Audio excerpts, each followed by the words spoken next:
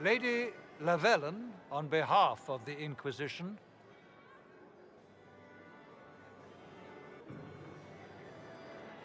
What a pleasure to meet you, my lady. Seeing the same faces at every event becomes so tiresome. So you must be a guest of Madame de Fer, or are you here for Duc Bastien? Are you here on business? I have heard the most curious tales of you. I cannot imagine half of them are true.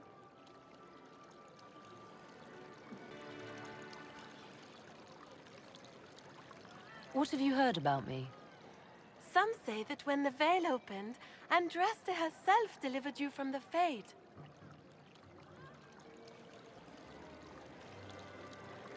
I'm not familiar with that name.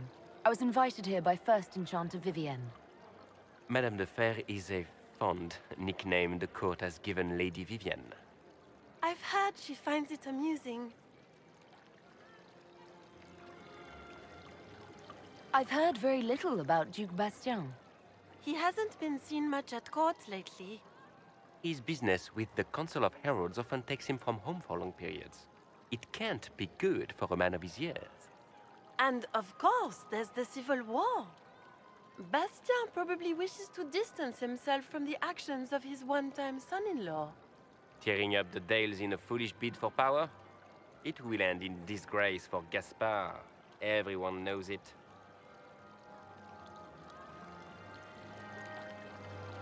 Some of those storytellers may have gotten carried away. But only for the best effect. The Inquisition is a ripe subject for wild tales. The Inquisition. What a lot of pig shit. Washed-up sisters and crazed seekers. No one can take them seriously.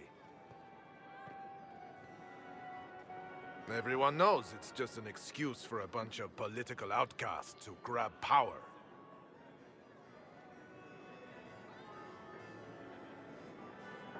That's not true. I'm just searching for Divine Justinia's killer. Of course you are.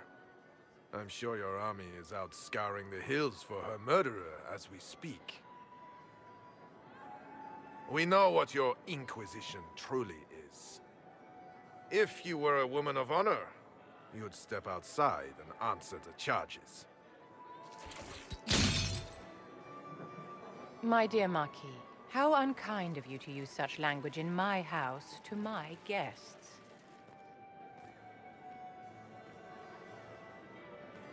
You know such rudeness is intolerable. Madame Vivienne, I humbly beg your pardon. You should. Whatever am I going to do with you, my dear? My lady, you're the wounded party in this unfortunate affair. What would you have me do with this foolish, foolish man? The Marquis doesn't interest me. Do whatever you like with him. Poor Marquis. Issuing challenges and hurling insults like some Ferelden doglord. And all dressed up in your Aunt Solange's doublet. Didn't she give you that to wear to the Grand Tourney? To think all the brave chevaliers who will be competing left for Markham this morning, and you're still here. Were you hoping to sate your damaged pride by defeating the Herald of Andraste in a public duel? Or did you think her blade could put an end to the misery of your failure? Run along, my dear. Do give my regards to your aunt. I'm delighted you could attend this little gathering. I've so wanted to meet you.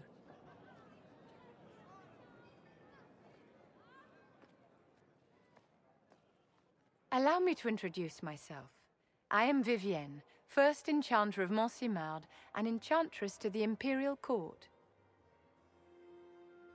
Is that Marquis going to pose a problem?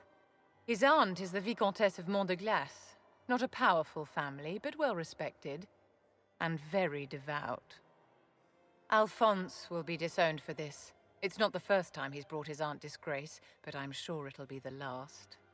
And after such a public humiliation, I expect he'll run off to the Dales to join the Empress's war effort. Either to make a good end, or to win back a modicum of self-respect. Charmed, Lady Vivienne. Ah, but I didn't invite you to the chateau for pleasantries. With Divine Justinia dead, the Chantry's in shambles. Only the Inquisition might restore sanity and order to our frightened people. As the leader of the last loyal mages of Thedas, I feel it only right that I lend my assistance to your cause. Is your interest in the Inquisition Madame de Fer, or is it more personal? Aren't you charming? It's professional, of course. You say you led the last of the loyal mages. Loyal to whom? To the people of Thedas, of course. We have not forgotten the commandment, as some have, that magic exists to serve man. I support any effort to restore such order. So you're in favor of returning the mages to the Circle, then? Where else can mages safely learn to master their talents? We need an institution to protect and nurture magic. Maker knows, magic will find neither on its own.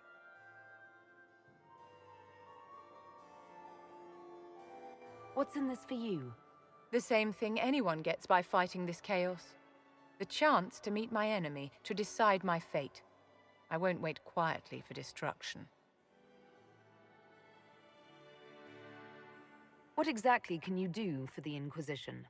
I am well versed in the politics of the Orlesian Empire. I know every member of the Imperial Court personally. I have all the resources remaining to the Circle at my disposal. And I'm a mage of no small talent.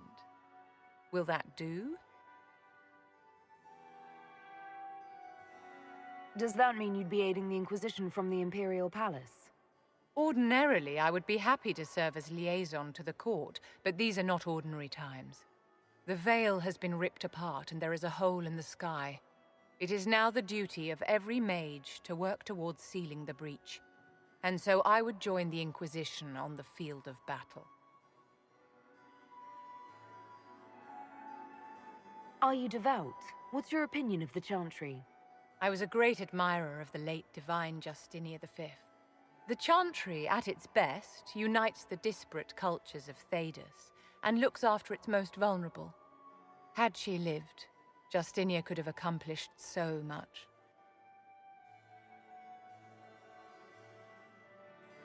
You are aware that the Chantry hasn't sanctioned this Inquisition. The Chantry is leaderless. They're in no position to officially sanction anything. Besides, my dear, if there is one virtue the Chant of Light teaches us, it is forgiveness. Once the Inquisition has sealed the breach, I'm sure the new Divine will not care in the slightest about official permission. You say you led the last of the loyal mages. Loyal to whom? To the people of Thedas, of course. We have not forgotten the commandment, as some have, that magic exists to serve man. I support any effort to restore such order. The Inquisition will be happy to have you, Lady Vivienne. Great things are beginning, my dear. I can promise you that.